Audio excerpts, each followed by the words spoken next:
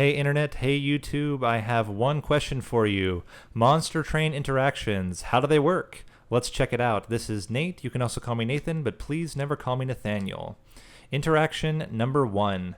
What happens when you use a spell that hits multiple random targets and you use that spell on a unit with spell weakness? Here we have Daedalus. Daedalus currently does not have spell weakness, so we'll go ahead and use an energy siphon on him. We also have in our deck Ice Tornado. Ice Tornado hits 3 random units. As there's currently only a bomb and Daedalus, 1 tick should hit the bomb and 2 ticks hit Daedalus. So what do we see?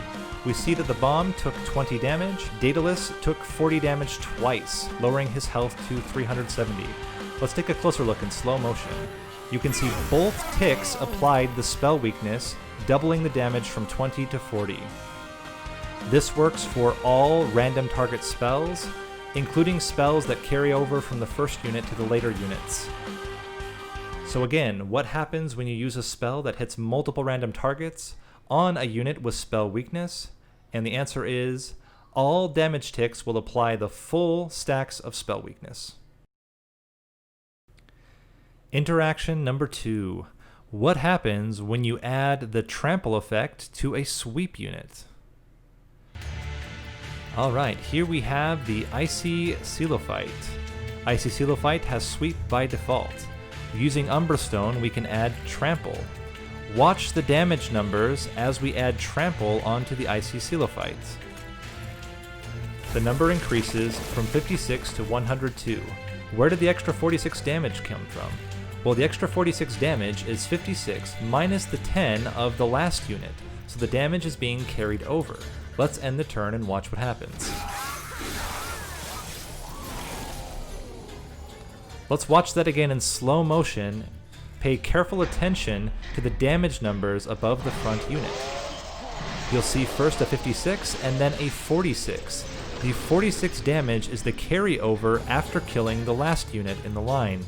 This will happen for any unit which dies during the initial sweep attack, meaning that you can have multiple trample effects across multiple units if more than one unit dies. So, what happens when you add trample to a sweep unit?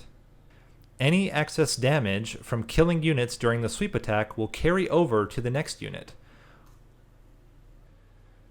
Interaction number 3. Morsels don't get consumed by units that die during combat, but what about units that die from burnout? Here we have a drag on his last turn of burnout. Let's make a morsel miner, place it on the same floor as the drag, and see whether or not the morsel gets consumed by the drag who is dying from burnout.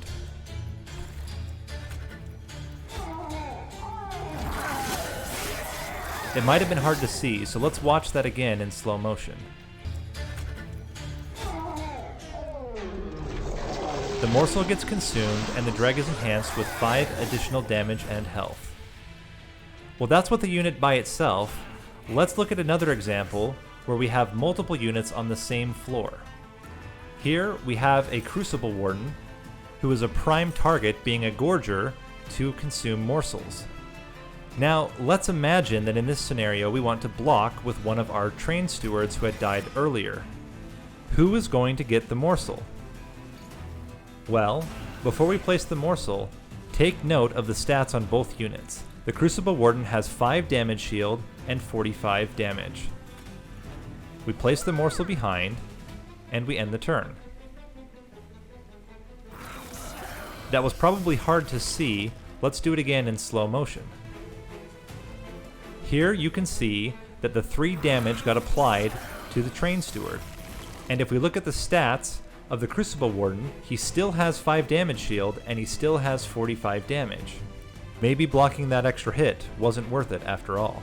So, we know that morsels aren't consumed by units that die during combat, but what about units dying from burnout? And the answer? Units that are dying from burnout will still consume morsels before they die. That's it for this first episode. I hope you enjoyed the content. This is something that's a little bit new for me.